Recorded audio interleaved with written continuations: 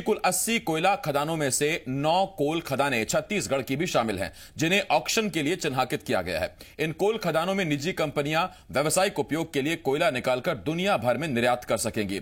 इस प्रक्रिया में केंद्र सरकार ने कोयला के भंडारण वाले राज्यों से कोई संवाद या परामर्श भी नहीं किया है। इसे लेकर राज्य और केंद्र के बीच टकराव की स्थिति बनी हुई है। इस पर छत्तीसगढ़ सरकार ने कहा है कि जिन कोल ब्लॉक को खनन के लिए चिन्हांकित किया गया है वो सभी जैव विविधता वाले जंगलों से भरी हुई हैं। इनमें वो कोल ब्लॉक भी आते हैं जिन्हें सरकार ने लेमरू हाथी रिजर्व के लिए आरक्षित किया है। इसीलिए केंद्र सरकार को इस पर पुनर्विचार करना चाहिए। दूसरी तरफ बीजेपी का कहना है कि अगर वन्य प्राणी और जंगल को ध्यान में रखकर कोल ब्लॉक के लिए सरकार चिंता जाहिर कर रही है तो केंद्र सरकार इस पर जरूर विचार करेगी। उधर पर्यावरण प्रेमी इस पर चिंता जता रहे हैं तो वहीं इलाके की ग्राम सभाओं ने कोल ब्लॉक नहीं खोलने का प्रस्ताव पारित किया है और आज यही मुद्दा है, इसी पर हम चर्चा करेंगे। तो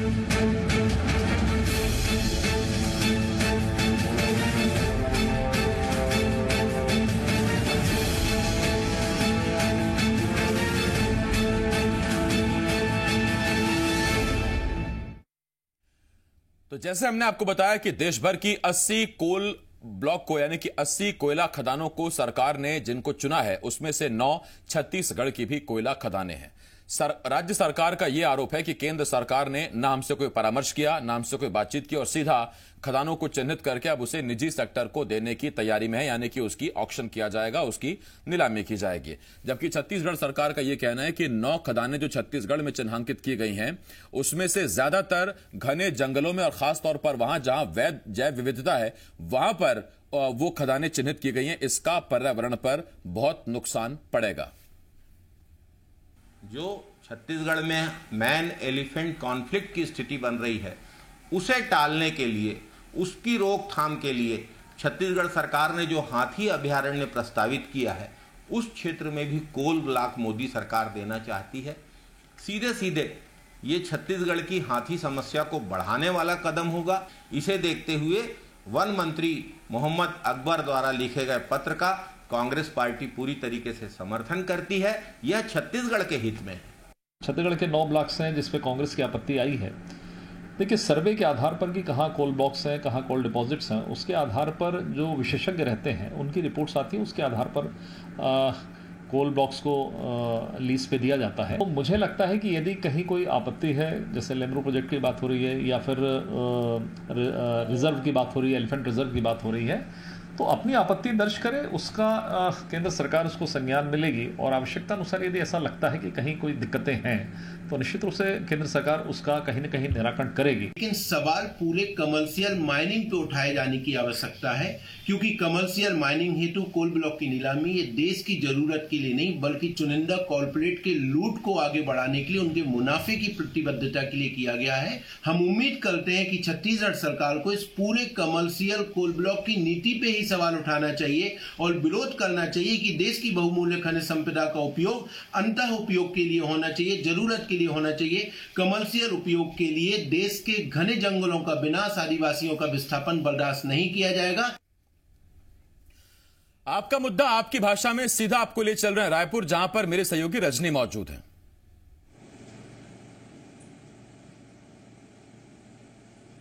शुक्रिया आसिफ। जय जोहार। कोरोना आपदा ला का सरकार उद्योगपति मन बर अवसर बनाए के तैयारी करत थे।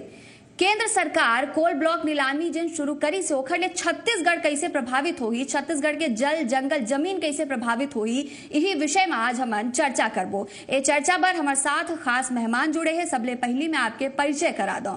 हमारे साथ कांग्रेस से जुड़े हैं कैबिनेट मंत्री अमरजीत भगत जी, भाजपा के वरिष्ठ विधायक शिवरतन शर्मा जी, छत्तीसगढ़ बचाओ आंदोलन के संयोजक आलोक शुक्ला जी और हमारे सहयोगी देवेश तिवारी जी।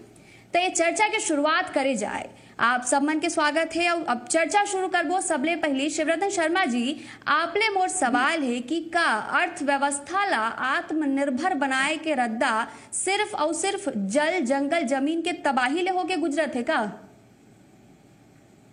देखो, जिन लेमरू प्रोजेक्ट के विषय आप उठावत हो, ये लेमरू प्रोजेक्ट ला पहले 2007 में जब भारतीय जनता पार्टी के सरकार रही तो डॉक्टर रमन सिंह लेके आए और वो समय केंद्र में यूपीए के सरकार रही और यूपीए के सरकार उमा के बहुत से कोल खदान ले रही है और उखर आवंटन की प्रक्रिया भी शुरू कर दे रही। वो तो बाद में सुप्रीम कोर्ट है कोल ब्लॉक आवंटन ला रोकी उखर करप्शन ला देख करके। और आज फिर से लेमरू प्रोजेक्ट की बात हुआ थे। माननीय मुख्यमंत्री श्री भूपेश बघेल जी तो 15 अगस्त के स्वतंत्रता दिवस के कार्यक्रम के दौरान लेमरू प्रोजेक्ट के घोषणा करे रायपुर के पुलिस परेड के पुलिस ग्राउंड में। मैं तो खाली ये पूछना चाहता भाई कि लेमरू प्रोजेक्ट बनना चाहिए, हम सहमत हैं, पर जेन घोषणा आप 10 महीना पहले करे उमा आप केंद्र के पास भेज करके खर नोटिफिकेशन के व्यवस्था काबर नहीं करे। केंद्र से वो समय सब जिन करस्पॉन्डेंस करना है तो करस्पॉन्डेंस काबर नहीं करे। कहीं ना कहीं प्रदेश सरकार से करस्पॉन्डेंस करे में चूक हुए है, लेकर चलते फिर से कोल ब्लॉक आवंटन की प्रक्रिया शुरू हो गई।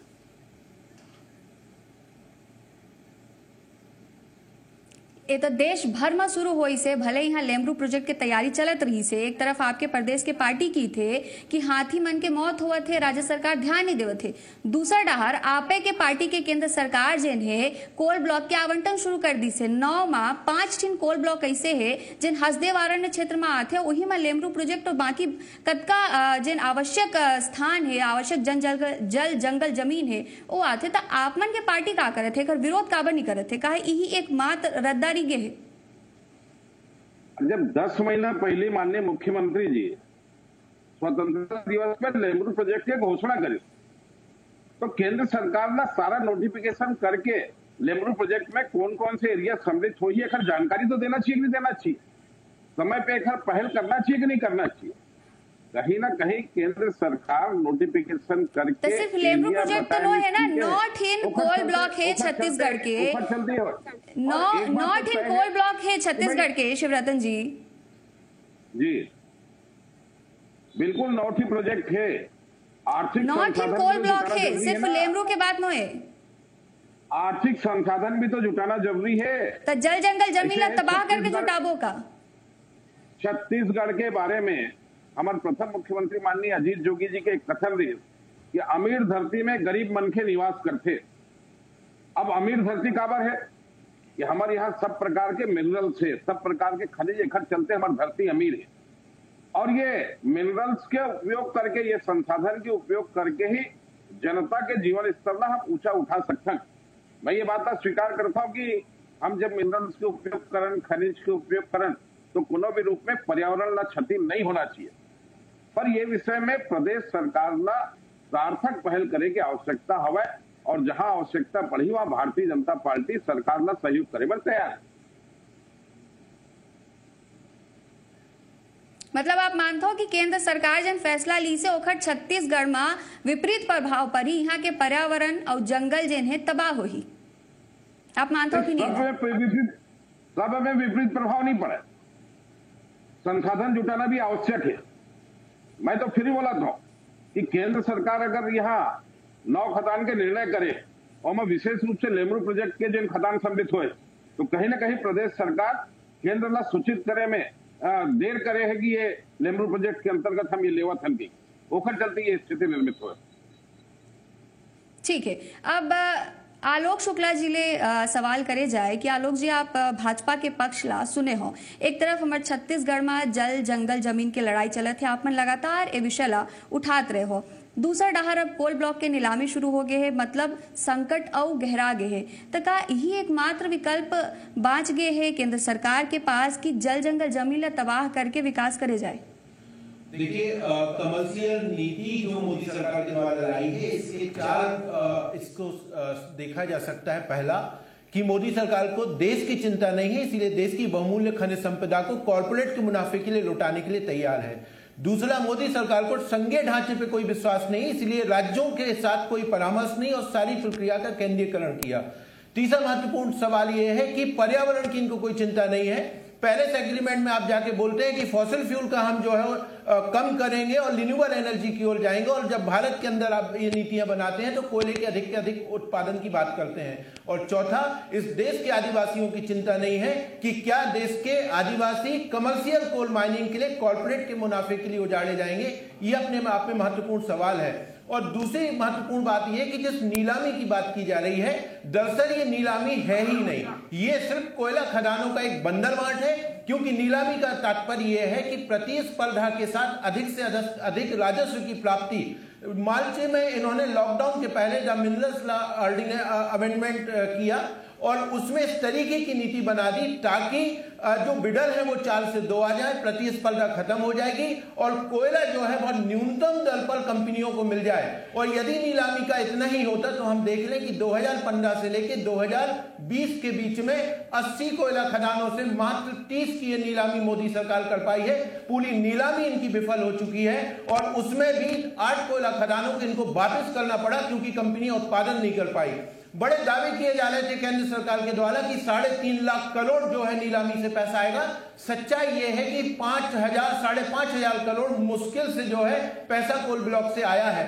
तो नीलामी इनकी विफल हो चुकी है, इसीलिए कॉर्पोरेट को आराम से बंदरगांठ करते हुए न्यूनतम दर पे ये कोयला खदान उपलब्ध करवाने की ये कोशिश है। इसका देश की जरूरत से कोई लेना देना नहीं है।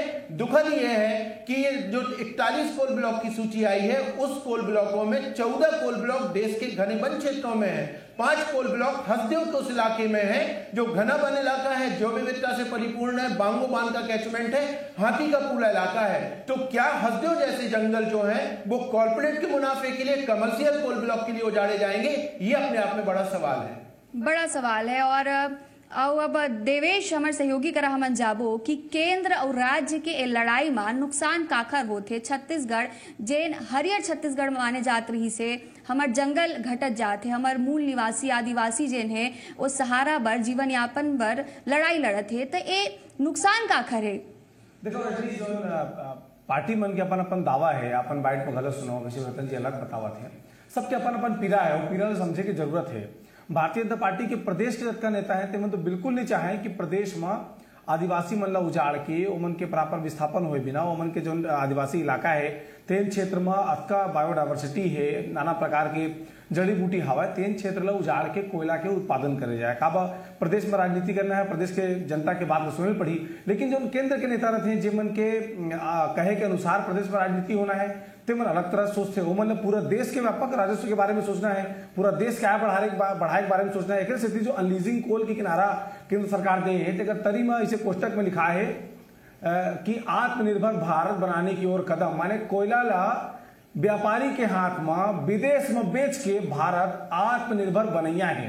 अब एक कीमत कौन चुका ही? हमारे सरगुजा के आदिवासी जो रायगढ़ के आदिवासी है ते में अगर कीमत चुका ही आत्मनिर्भर बनी भारत, आय बाढ़ी देश के और चुकाही कौन सब ले जाता? हमारे छत्तीसगढ़ के आदमी।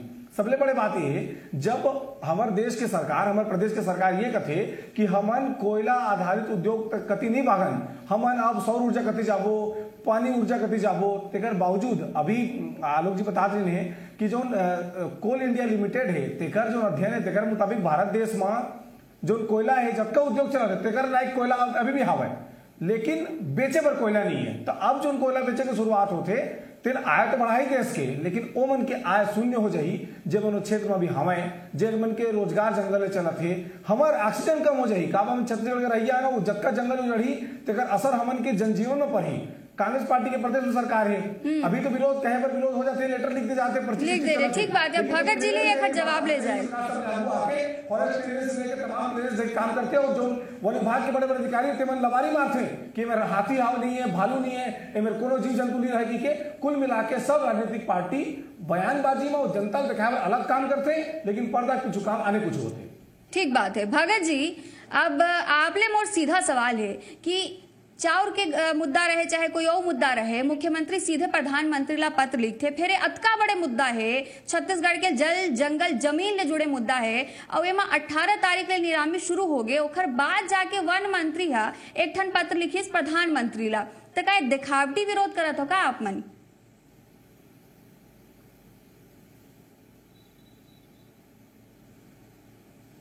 आगाह करत हूं कि ऑल इंडिया जो माइनिंग प्लान है उसमें कोनो प्रकार से परिवर्तन करे से पहले राज्य सरकार मन के अभिमत जरूर जानना चाहिए।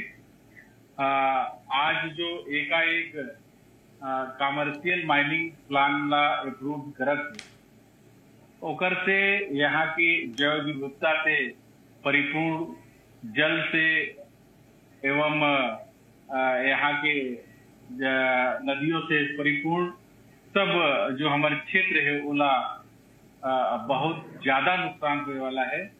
यहाँ के जल जंगल और जमीन का नुकसान होने वाला है और भारत सरकार है एकर से कुछ करे से पहले राज्य सरकार से अभिमत नहीं ले है, उमन के सहमति नहीं ले है, बात नहीं करे है।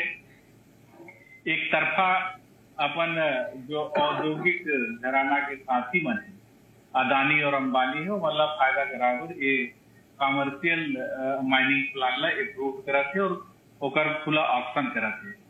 देश के 80 कोयला खदान नीलाम होए के सूची में छत्तीसगढ़ के 9 कोयला खदान है प्रभावित हुए और उनमें मुझे कहते हुए बड़ा दुख हुआ था कि छत्तीसगढ़ राज्य के जो हाथी की समस्या है और एलिफेंट कॉरिडोर बनाए जो प्रस्तावित लेंगरू प्रोजेक्ट रही वो भी एरिया के माइनिंग में सम्मिलित है और आए दिन आप मन देखा तो कि जंगली हाथी रहवासी क्षेत्र में प्रवेश करा थे और भारी मात्रा में जनहानि फसल हानि के नुकसान करा थे।